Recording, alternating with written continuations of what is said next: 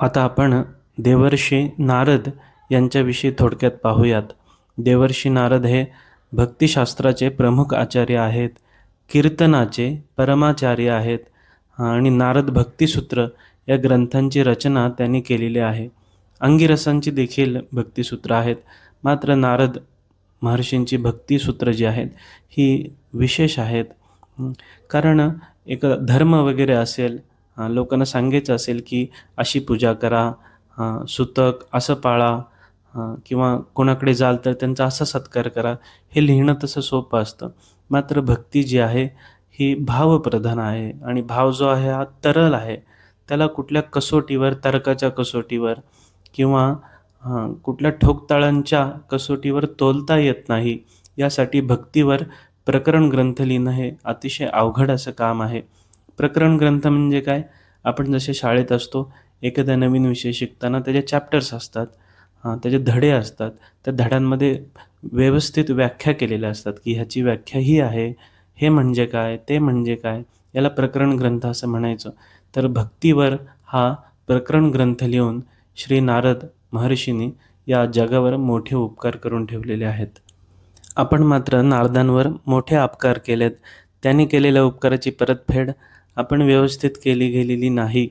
कारण ज्यावेळी आपण मालिका बघतो त्याच्यामध्ये जे नारदांचं रूप दाखवतात त्याने आपण त्यांना मराठीमध्ये कळ लावे असं म्हणतो, किंवा इकडची बातमी तिकडं पोहोचवणं, चहाडी करणं असं त्यांचं स्वरूप मानतो. हे पूर्ण विपरीत असं स्वरूप आपण ग्रहण केलेलं आहे. त्यांचं स्वरूप ते नाही. श्री नारदजी नित्य परिव्राजक आहेत, नित्य भ्रमण करणारे आहेत. हातामध्ये वीणा घेऊन भगवंतांचं नामसंकीर्तन त्रैलोक्यात करणं हे त्यांचं काम आहे. भगवंतांचं यश वाढवणं, धर्माची रक्षा व्हावी, भक्तांची रक्षा व्हावी यासाठी कार्य करणं हे त्यांच्या प्रमुख कार्यांपैकी एक आहे. पूर्वीच्या कल्पामध्ये श्री नारद महर्षी गंधर्वाच्या योनीमध्ये होते. उपबर्हण नावाच्या गंधर्वाचा ते अवतार आहेत. तर हा गंधर्व जो आहे, सगळे त्या गंधर्व लोकात भगवंतांचं नामसंकीर्तन करण्यासाठी जमलेले असताना हा उपबर्हण गंधर्व जो आहे तो स्त्रियांना तिथे घेऊन गेला. हे ब्रह्मदेवांना आवडलं नाही आणि तू शूद्र योनीत जन्माला ये असा शाप त्यांनी ह्या उपबर्हण नावाच्या गंधर्वाला दिला. महापुरुषांचा क्रोधसुद्धा कल्याणकारी असतो असं म्हणतात. तर ब्रह्मदेवांच्या या शापामुळे एका दासीच्या पोटी नारदांचा जन्म झाला आणि ती दासी ही संत ऋषीमुनी यांच्या सेवेमध्ये रत होती. नारद सतत त्यांना पाहत होते, त्यामुळे लहानपणीच समता, सत्शीलता, शांतता, समता हे गुण नारदांकडे आले. हे स्वतः नारदांनी भगवान व्यासांना सांगितलेलं आहे की त्यावेळी नारद जे होते हे लहान होते आणि लहानपणापासूनच ते या संतांची सेवा करत होते. त्यांचं राहिलेलं उच्छिष्ट ते भक्षण करत होते आणि त्यांनी त्यांच्या चित्तातील कल्मश दूर होऊन त्यांचं चित्त प्रसन्न झालं, त्यातील दोष दूर झाले आणि ते त्यावेळीच भगवत भजन करू लागले या संतांच्या कृपेमुळे. हे चरित्र नारदांनी स्वतः व्यासांना सांगितलेलं आहे. त्या संतांचा चातुर्मास संपला आणि ते निघायला लागले, तेव्हा नारदांच्या डोळ्यामध्ये पाणी आलं. त्यावेळी त्या संतांनी कृपा करून त्यांना भगवंतांचं नाम दिलं आणि नामस्मरण करायला सांगितलं. नारद त्यांच्या आईला एकुलते एक पुत्र होते. एक दिवशी रात्री त्यांची आई एका गाईचं दूध काढत असताना तिला सर्पदंश झाला. सापाने चावल्यामुळे तिचा मृत्यू झाला. ही सुद्धा नारदांनी देवांचीच कृपा मानली. अतिशय लहान वयात ते जितेंद्रिय होते. त्यांनी काही अनावर शोक केला असं काही आढळून येत नाही. त्यांनी ती देवाची कृपा समजली. कारण आई एकुलते एक असल्यामुळं आणि त्यांच्या आईला दुसरं कोणी नव्हतं, त्यामुळे ती नारदांना स्नेहवश बांधून ठेवत होती, कुठे जाऊ देत नव्हती. त्यावेळी नारद अवघ्या 5 वर्षाचे होते. त्यांनी सरळ उत्तरेच्या दिशेनं चालायला प्रारंभ केला. सोबत त्या संतांनी दिलेलं भगवंतांचं नाम होतंच. एका सरोवराच्या काठी आले, तिथलं थोडंसं पाणी प्राशन केलं, हातपाय धुतले आणि ते भगवंतांच्या नामस्मरणासाठी बसले. आणि आश्चर्याची गोष्ट अशी की तत्काळ भगवंत नारदांच्या हृदयामध्ये प्रकट झाले. नारदांचा आनंद गगनात मावेना, मात्र अगदी दुसऱ्या क्षणी भगवंत अंतर्धान पावले. आता नारद पुन्हा नामस्मरण करतायत, पण भगवंतांचं ते दर्शन जे आहे हे पुन्हा होऊ शकलं नाही. ते दुःखी झाले, व्यथित झाले. तेवढ्यात एक आकाशवाणी झाली की अजून तुझं चित्त जे आहे हे पूर्णतः शुद्ध नाही, त्यामुळे माझं दर्शन होऊ शकत नाही, या जन्मात होऊ शकत नाही. मग आता दर्शन का झालं? तर चित्ताला वेध लावण्यासाठी. हां, ह्या परमार्थ मार्गाचा निर्वाह जे आहे हे भगवंत स्वतः करतात. आपल्या भक्ताला खाणाखुणा दाखवून स्वतःकडे ते आकृष्ट करीत असतात. त्यापैकीच हा भाग आहे की निमित्त मात्र दर्शन देऊन हां, त्यानं एवढा वेध लावला की आता नारद स्वस्थ बसू शकले नाहीत. भगवंतांचं नामस्मरण करत असतानाच त्यांचा देह पडला. त्या कल्पामध्ये पुन्हा नारदांचा जन्म झाला नाही. दुसऱ्या कल्पामध्ये जे ब्रह्मदेव आहेत यांच्यामध्ये ते प्रविष्ट झाले प्रलयाच्या वेळी. आणि दुसरी ज्यावेळी सृष्टी झाली त्यावेळी ब्रह्माजीमध्ये ते विलीन होते. त्यावेळी त्यांच्या मानसामधून त्यांच्या मानस संकल्पामधूनच ते प्रगट झाले नारद म्हणून. आणि म्हणून त्यांना भगवान ब्रह्माचे मानसपुत्र असं म्हणतात. भगवत भक्ती ही एवढी रुजलेली आहे की नारद जे बोलतात त्यातल्या प्रत्येक शब्दावर भगवंतांचीच कृपा आहे. ज्यावेळी प्रल्हाद त्याच्या आईच्या गर्भामध्ये होते त्यावेळी त्यांनी नारदांचा उपदेश ऐकला आणि जन्म झाल्यावर सुद्धा प्रल्हादांनी तो उपदेश धारण करून ठेवला. प्रल्हादांना त्यांच्या वडिलांनी किती त्रास दिला की तू भगवंतांचं नाम घेऊ नकोस, मात्र त्यांच्यावर उपदेश, त्यांच्यावर नारदांची कृपा एवढी दृढ होती की त्याने कुठल्याही संकटाचा सामना हसत हसत केला. हा नारदांच्या कृपेचा परिणाम आहे. आपण लहानपणी ध्रुव बाळाची कथा वाचली असेल. या ध्रुव बाळाला उपदेशसुद्धा भगवान नारदांनीच केलेला आहे.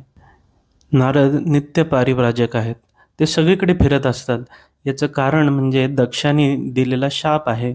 हे दक्षांचे 10,000 पुत्र झाले आणि ते तपश्चर्याला ज्यावेळी होते त्यावेळी नारदांनी असा विचार केला की अरे हे तर भगवत भक्तीचे अधिकारी आहेत.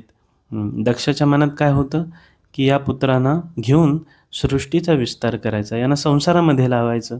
मात्र नारद म्हटले की हे पुत्र शुद्ध अंतःकरणाचे आहेत, भगवत भक्तीचे अधिकारी आहेत. म्हणून त्यांना उपदेश करून त्यांनी भगवत भक्तीकडे लावले. पुन्हा दक्षाने 1,000 पुत्रांची उत्पत्ती केली. या पुत्रांना सुद्धा नारदांनी भगवत भक्तीकडे लावलं.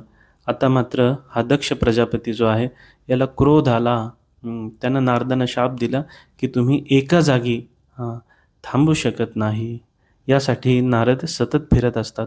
हा शापही त्यांनी आनंदाने स्वीकार केला. हे भगवत भक्ताचं विलक्षण आहे की तो होणारी प्रत्येक गोष्ट ही आपल्या भगवंतांची इच्छा समजूनच ग्रहण करतो. नारदजी कृपेची मूर्ती आहेत. सतत त्रैलोक्यात फिरत असताना जो जो मिळेल त्याच्यावर ते कृपा करतात. कसं ना कसं करून तो भगवत चरणापर्यंत जाईल याची व्यवस्था ते करत असतात. ते भक्तिशास्त्राचे प्रमुख आचार्य आहेतच, याच सोबत वेदांत, योग, ज्योतिष, वैद्यक या अनेक शास्त्रांचे ते आचार्य आहेत. या अनेक विद्यांमध्ये ते निष्णात आहेत.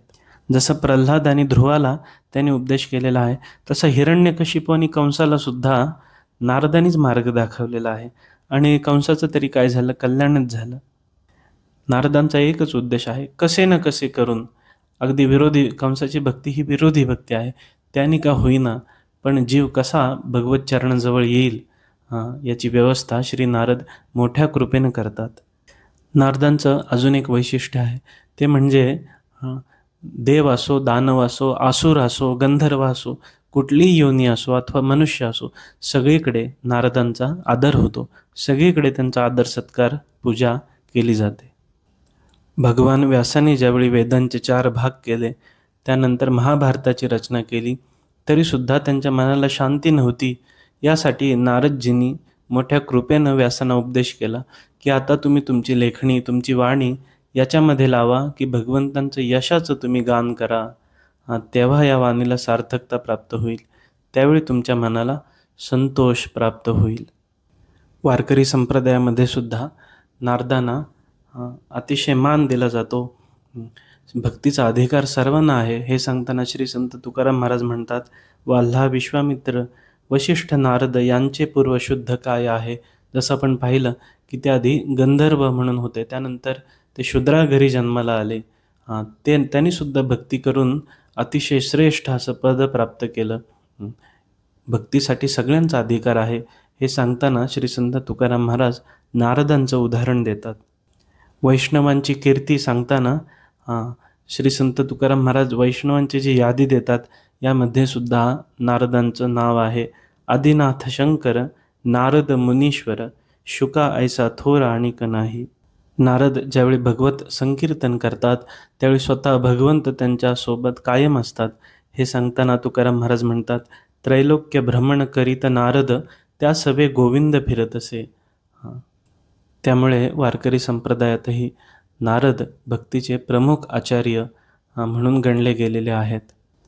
असं हे नारदांचं भगवन्मय, मंगलमय, भक्तीची निष्ठा असलेलं आणि अधिकारी व्यक्तींवर कृपा करत त्यांना येन केन मार्गे भगवत चरणाजवळ नेण्याची व्यवस्था करणारं असं परममंगल चरित्र आज आपण त्यांच्या कृपेनं पाहिलं.